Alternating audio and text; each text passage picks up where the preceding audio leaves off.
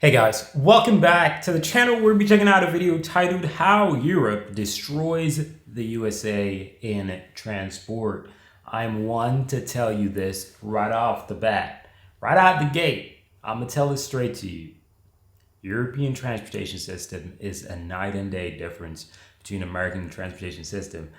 I personally think I've been in the most difficult areas in the United States and also the easiest areas in the United States for public transportation. And I also think I have been in the most difficult and the easiest places for transportation in Finland, because some of you guys do know I moved to Finland. And I can tell you this, even the most difficult area in Finland, which is North Finland, in my humble opinion, still has a pretty decent public transportation compared to the most difficult places in the United States, in my humble opinion.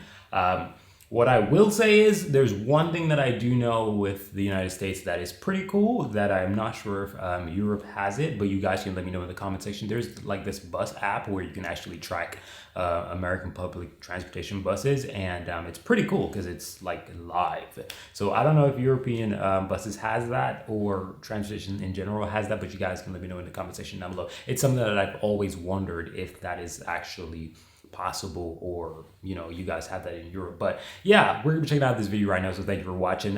This video is coming from the channel Luke Hillman, and he has 811 subscribers, so you guys can go over there and show him some love, help him to get to 1,000. I think this video should be a great one, and yeah, without further ado, we're gonna be checking it out right now. So thank you for watching. If you have any recommendations, feel free to leave those in the comment section down below, or probably click that link in the paid comment section where you can recommend videos, and I'll check them out as soon as possible.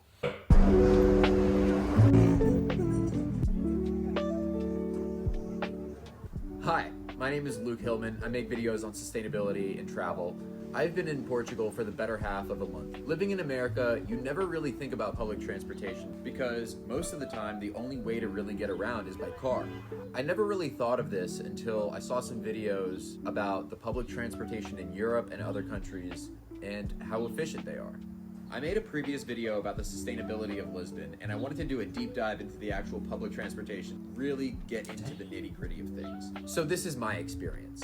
First of all, I've been to a lot of places in the United States, especially the ones that do have some kind of public transport. New York, Philadelphia, some parts of Miami, California, etc. So I'm going to be comparing and contrasting what I've seen here and what I've known back home. Number one, the metro and the subway. In America, cities like Philadelphia and New York City have a lot of public transport. However, I just want to say that it does not even compare to the cleanliness and the efficiency of what I've experienced here. First of all, I was blown away by how modern everything is and feels and looks. Also, just in general, the punctuality and the timeliness of every single thing has been on point. First of all, there's one card that you need for everything. Trains, buses, trams. It's all baked into one card. And for someone like me, I have Apple Pay, so I really didn't even need a card. It is as simple as, bopping, you're on the train or the bus. How did he make it so good? Man, shout out to everybody who uses Apple Pay. Like, I'm not here promoting Apple by no means, but Apple Pay is very, very, very nifty. It's a very cool system. Why? Because simply with Apple Pay, there's a trick to it, right? So with your card information, pretty much Apple creates a one-time code for your card. So it literally like clones your card to protect your card from third parties and thieves and so on and so forth trying to get your card information to use your card again. So technically Apple creates that for you, a clone with different identifications, right? Identifications, and that pretty much is a one-time use. It's not pretty much, it is a one-time use code, and well, you're much safer with Apple Pay. It's that simple. I don't know about a lot of other payment methods when it comes to card and payment, but Apple Pay, I've been using that forever. Or the tram. It is too simple to use. Additionally, it is too clean, almost. From what I'm used to with what I've experienced in New York, it is uncomparable. It literally makes America look like a third world country. Rats, homeless people, people yes. jumping the gate, the dirt and grime everywhere. Yep, I haven't yep. experienced any of those things in Portugal. And may I remind you, Portugal is not one of the richest countries in Europe at all. And to my next point, it was so civil. There was not one rowdy passenger or crazy person that I encountered on the subway or the metro of Lisbon. People are so polite, people are so friendly, they know exactly where they're going. They are so helpful, especially to foreigners. If you've ever been to New York, you can always expect some crazy people or some subway shows to happen. And it works flawlessly. It is so punctual, so accurate with the timing. I was not stressed even a little bit to get where I was going if I needed to be somewhere on time. So if I could do a direct That is very, very, very clean, dude. comparison to the United States, I live in Florida. And down there we have what's called the Tri-Rail, which is a passenger train in South Florida.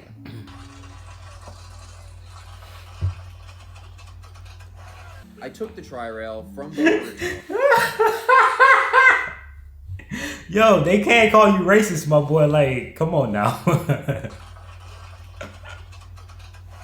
I took the Tri-Rail from Boca Raton to Fort Lauderdale to catch my flight. 15 minutes into the train stopped. Damn. This is the breakdown of what's happening. Someone didn't pay their ticket, they refused, and then they threatened the police officer. They shut down the entire train because there was an unruly passenger. So that's up. Remind you, I have a plane to catch. I immediately went out and was like, I'll pay the $5. But by then the police had already gotten involved and it was a whole Too thing. late. And I ended up having to pay the train fee and the Uber fee. Absolute nonsense. Because of one guy. Oh, and before I get off topic, I just wanted to say how cheap all of the transport is. The subway literally cost $1. It made too much sense. Next, I'd like to talk about the trams and the streetcars in the area. They are everywhere. Lisbon is a very hilly city. It's very comparable to what you would see in San Francisco. Tram 28 is one of the lines of the historical yellow streetcars. They are super fun, super enjoyable. Additionally, there are really modern trams as well. They look like straight out of the future. 2025, extremely clean, extremely easy to use. And in the United States, from what I've seen, trams and streetcars kind of are like tourist traps almost. Exactly. They're used as like a quirky thing to do, and they're often pretty expensive. And they're mainly used for like entertainment purposes or like ghost tours and that. Exactly. Exactly. I would not consider America to have trams and stuff like that. I'm not gonna like. In Europe, they're not for tourists. They're for people going to work. I was surprised when I wish I had went on one when I saw it in Helsinki in Finland. I was like, wow, that is amazing to see that. And people just, waiting for it to go to work and so on and so forth. They're well dressed and everything. And I'm like, dang. Right, so ain't no tourist trap, no none of that. It's real life, get business done. You know what I mean? People actually doing their jobs and going. Expensive. And they're mainly used for like entertainment purposes or like ghost tours and that kind of nature of stuff. 3 is walkability. Never in my life have I experienced walkability similar to this. The accessibility to just go and get an espresso or a beer or a falafel, second to none. There are large sidewalks almost bigger than the road, and they're all protected by bollards. Bollards make sure that cars don't run into the sidewalk and kill everyone. US, take notes. And in some areas, it is completely pedestrianized. There are no cars, there are no bikes, there are no scooters. It is literally an outdoor mall for like streets and streets and streets. This is a very... That's pretty cool, honestly, because like cars are very dangerous to humans, and a place where humans are prioritized is very special to me. Like even here in Finland, I've noticed they have like these like cameras at crosswalks, because it's so important to enforce the crosswalk, because a lot of people, lose their life at the crosswalk. So it's pretty cool to see that Portugal has such a very amazing walkable city that people can actually just walk about and just be free. They don't have to worry about being hit. Human thing. Being able to wander and explore and not have a designated Uber destination to go to gives people a sense of freedom. This is because there is mixed use design everywhere. I made a video on the car dependency in the United States. If you really want to check that out, link in the description. I think it's really informational. I think you'll like it a lot. The mixed use design makes it so easy to just eat and drink and live and be. And there's like no drunk driving at all because you don't need to. It's like I could pull up stats on how much drunk driving there is in the United States, but I'm pretty sure you've had someone affected by it already. It is so toxic to design an environment where you need to drive everywhere. My fourth point is going to be the rideshare. There are limes, birds, bolts, everything, and they are so fun. It is literally the fastest way to get anywhere in under like a 3 to 5 mile radius. They are insanely cheap. And there are designated bike lanes everywhere that are protected and away from the traffic so that you don't die. It makes too much sense. And for places that there aren't a lot of rideshare, like where I'm in the Algarve region right now, the Uber is so cheap. It is like $5 to get into the nearest town, which is like 15 minutes away. So next I'm going to talk about the regional and actual national. Portugal is actually pretty cheap. Transit. I've been using the buses, honestly. I've been going to and from Lisbon and the Algarve for the past 3 weeks. They are all day, every day. Extremely easy to book. Super easy for tourists. And it is so cheap. And they have restrooms on them. So my own personal anecdote from this was I had to go from Lisbon to Lagoa. It's around 3.5 hours. It literally cost $15 for 3 hours.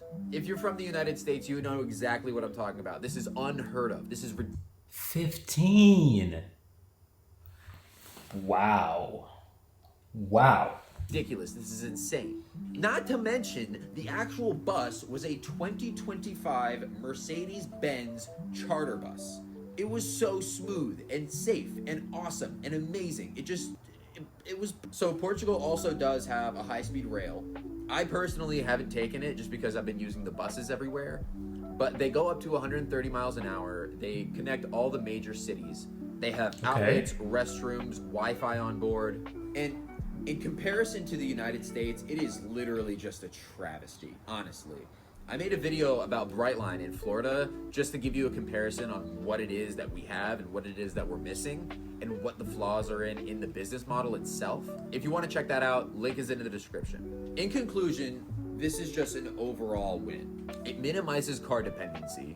And before you say anything, I'm a huge car guy. I love cars, but I like driving cars and not waiting in traffic forever. This leads to a more lifestyle, a more carbon neutral climate.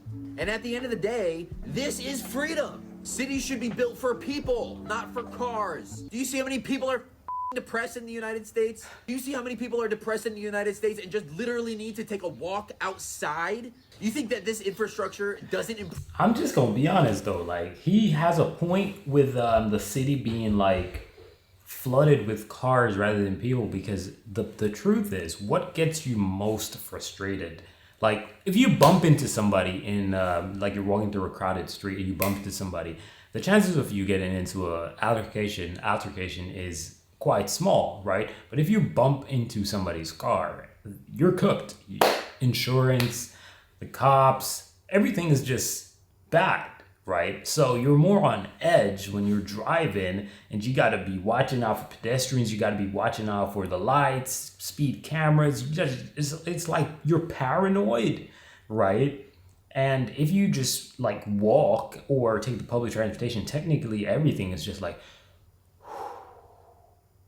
and you just relaxed, because the truth is you don't have anything to worry about. So I actually 100% believe that this is about a better alternative rather than having cities packed with cars. For long drives, I definitely think it is 10 times always better to drive with your own vehicle for extremely long journeys. Why? Simply because you can stop as you please. It's that simple, right? You can see something over there, you're like, oh shit, look at that. you stop over there, right? But you can't really do that with the public transportation, right? So that's the only difference, in my humble opinion. Like long drives, I think, you know, if you're like touring somewhere, you should use your own vehicle. But if you're just gonna transport like city-wise, public transportation, man, it's better. Improve the quality of life? It's ridiculous. I live in the richest country in the world and I still have to fly to New York. Thank you so much for watching me rant. Please like, share, and subscribe. Hey, people be flying from city to city, okay? But if you like this video, please give it a like. If you learned anything, please share it with a friend. Please comment down below. It makes me really happy. I read everything. And please subscribe. I would really appreciate it. Thank you so much. Subscribe to bro, man. He a cool dude. The link for his channel will obviously be in the description and also in the pinned comment section, so you guys can show some love to him. He's almost at 1,000 subscribers, and in my humble opinion, this was a very good and detailed video.